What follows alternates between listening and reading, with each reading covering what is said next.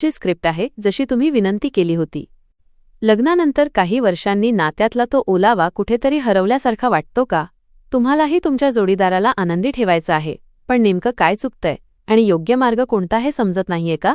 जर तुमचं उत्तर हो असेल तर ही चित्रफित तुमच्यासाठीच आहे।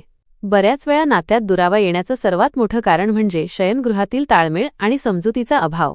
आज मी तुम्हाला अशी काही महत्त्वाची माहिती सांगणार आहे जी समजून घेतल्यावर तुम्ही तुमच्या नात्यात पुन्हा प्रेम आणि समाधान निर्माण करू शकता।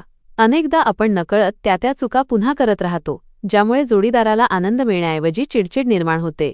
आजच्या या चित्रफितीत मी संगीता जाधव तुम्हाला काही खास आणि प्रभावी पद्धती सांगणार आहे, ज्या कदाचित तुम्ही याआधी कधी ऐकल्या नसतील। आज माझ्याकडे कोणतेही प्रत्यक्ष प्रात्यक्षिक नाही, पण मी माझ्या शब्दांमधून तुम्हाला इतकं स्पष्टपणे समजावून सांगणार आहे की प्रत्येक गोष्ट सहज समजेल। म्हणून लक्ष देऊन ऐका। स्त्रियांच्या शरीरातील सर्वात संवेदनशील भाग म्हणजे त्यांचा मेंदू आणि मज्जासंस्था। जर तुम्ही योग्य पद्धतीने योग्य वेळी आणि योग्य भावना ठेवून स्पर्श केला तर नातं अधिक प्रेमळ आणि घट्ट होऊ शकतं। स्पर्शाचं महत्त्व खूप मोठं आहे। चुकीच्या पद्धतीने किंवा परवानगीशिवाय केलेला स्पर्श जोडीदाराला अस्वस्थ करू शकतो आणि भावनिक दुरावा वाढवू शकतो। त्यामुळे नेहमी कोमलता आणि संमती यांना प्राधान्य द्या।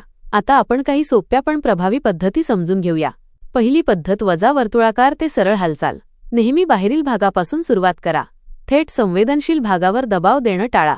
हलक्या वर्तुळाकार हालचाली करत हळूहळू पुढे जा। तुमचा स्पर्श मऊ आणि संयमित असावा। जणू काही तुमची बोटं एखाद्या मऊ कुंचल्यासारखी फिरत आहेत अशी कल्पना करा। यामुळे जोडीदाराची आरामदायी भावना आणि विश्वास वाढतो। दुसरी पद्धत वजा तारा ते सरळ हालचाल। या पद्धतीत हलक्या स्पर्शातून विविध दिशांनी हालचाल केली जाते। स्पर्श कोमल आणि हळूवार ठेवा। कोणताही जोर किंवा घाई करू नका। उद्देश हा असतो की जोडीदाराला तुमच्या उपस्थितीची सुखद जाणीव व्हावी। आता आयुर्वेदिक मलम आणि आरोग्याबद्दल बोलूया। योग्य मलमाचा वापर त्वचेसाठी फायदेशीर ठरू शकतो, मात्र फक्त मलम पुरेसं नसतं। आहार, व्यायाम आणि एकंदर आरोग्य यालाही तितकंच महत्त्व आहे। संवाद हा नात्याचा पाया आहे। तुमच्या जोडीदाराशी सतत संवाद ठेवा। त्यांच्या भावना, देहबोली, श्वासाचा वेग हे सगळं तुम्हाला संकेत देत असतं। एक चांगला जोडीदार तोच जो हे संकेत समजून घेतो। तिसरी पद्धत वजा थरथरणारी हलकी हालचाल। या पद्धतीतही सुरुवात बाहेरूनच करा आणि हळूहळू आतल्या दिशेने जा। हालचाल मऊ आणि नियंत्रित असावी। यामध्ये संयम आणि संवेदनशीलता खूप महत्त्वाची आहे। निष्कर्ष असा की या सर्व पद्धती तुमच्या नात्यात पुन्हा नवीन ऊर्जा आणि जवळीक निर्माण करू शकतात। प्रत्येक व्यक्ती वेगळी असते, त्यामुळे संयम आणि समजूतदारपणा खूप गरजेचा आहे।